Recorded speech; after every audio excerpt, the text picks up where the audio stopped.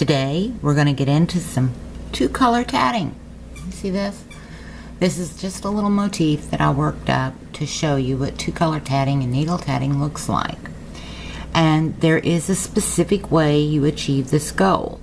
Shuttle tatters will use 2 shuttles. We only have 1 needle. So there are things you just have to do in order to get this. I do not advise using this technique for two-color tatting to do large motifs. Small ones, yeah, fine. But when you get into big doilies and stuff, you're going to wear your thread out. You'll see what I'm talking about as we get into this. So, as you can see, my chains are pink, my rings are green. Well, this one is going to be, chains are going to be green, and the rings are going to be pink. So you can see how to do this. Now, rule of thumb number 1. When working with two-color tatting, in needle tatting, you want to pull off a length of thread, whatever you think you're going to need. Now, if you're going to do a whole motif like this, okay, or one that's about like this size, you want about 50 inches of the pink thread. And you're going to cut that from the ball. Okay? Once you cut it from the ball, move our needle out of the way. We pick up our pink thread and we pick up our green thread. Our green thread is still attached to the ball. Leave that attached. Pink thread goes bye-bye. We don't need that ball anymore. Alright? What you're going to do is tie yourself a square knot. Okay? Square knots are fairly easy to tie. It's just you've got to remember, right over left and twist. Left over right and twist. Pull that pink thread back through your loop. What you're going to get is something like that. You see it? And you just pull. Now, you want to give yourself a little bit of tail. Alright, because you're going to have to sew these in at the end. But for demonstration purposes, I'm going to cut these tails off short to keep them out of my way. You all know now how to sew in your ends, how to get rid of your ends, so we're not going to worry about them. The next thing you're going to do is this pink thread, this beautiful pink thread. This is what we're going to thread into the eye of our needle. Alright?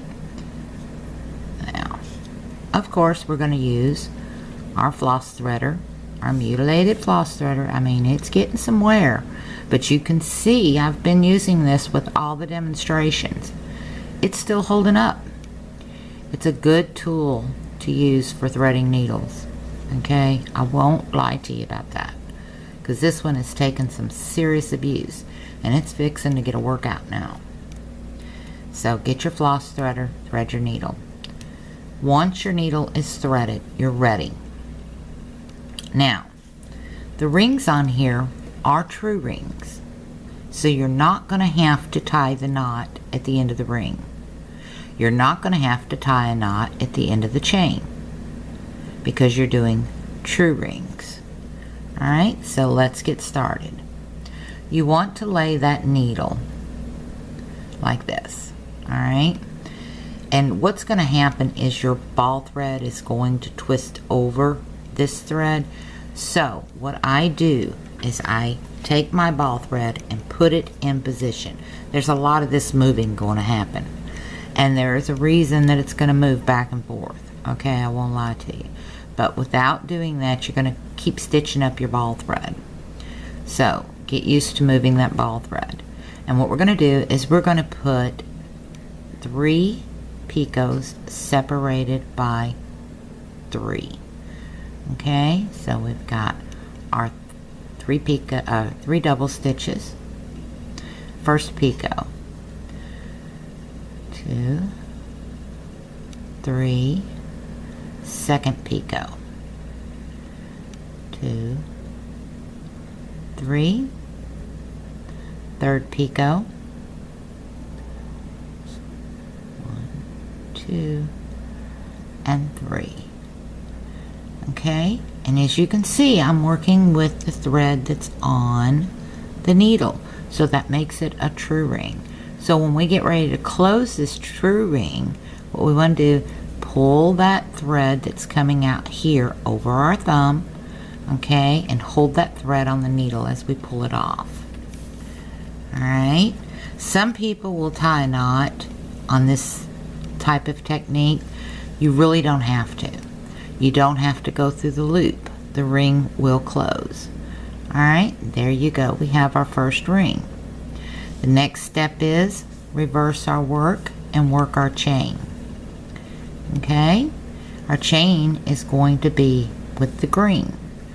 So we start putting 6 double stitches on here. 2, 3, 4, 5, and 6. Okay, then we pull that off, and because we're going right into another true ring, guess what? We don't need to knot off. Okay, so we reverse our work, lay our needle in position, start working with the pink thread. 3 double stitches. You see how the green is getting caught up? So we've got to move the green out of the way again. Like I said, you're going to be moving that ball thread a lot to keep it out of your way. It's just a problem. Usually I don't, when working 2-color tatting, I won't work off the ball. I usually have it wrapped on a bobbin or something, so it's easier to move around, because I don't use this in large type projects. Okay, that's, whoops, we didn't join that, did we? No, we got to join that to the last one. So here we go, we slide it down, we're going to join and continue on. Okay,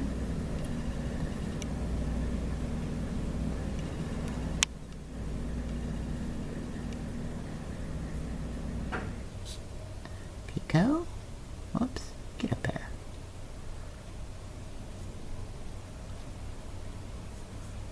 2, 3, picot, 2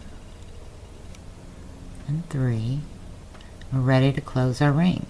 Okay, remember it is a true ring, so we don't need to run through the loop. We do want to keep that thread across our thumb, pull that thread through. Okay, get that green thread out of our way. Alright, while closing that ring.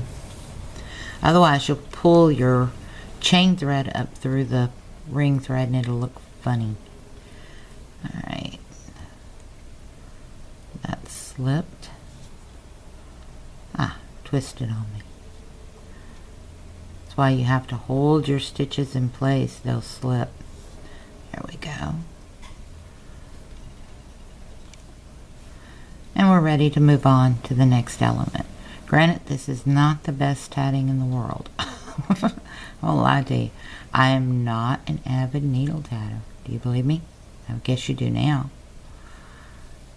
But my tail got tied up in there. And you'll have to watch your tails. That's why I cut these off, so they wouldn't be a hindrance. But you do want to leave a long enough tail, and you can fold them back out of your way as you're working. Okay?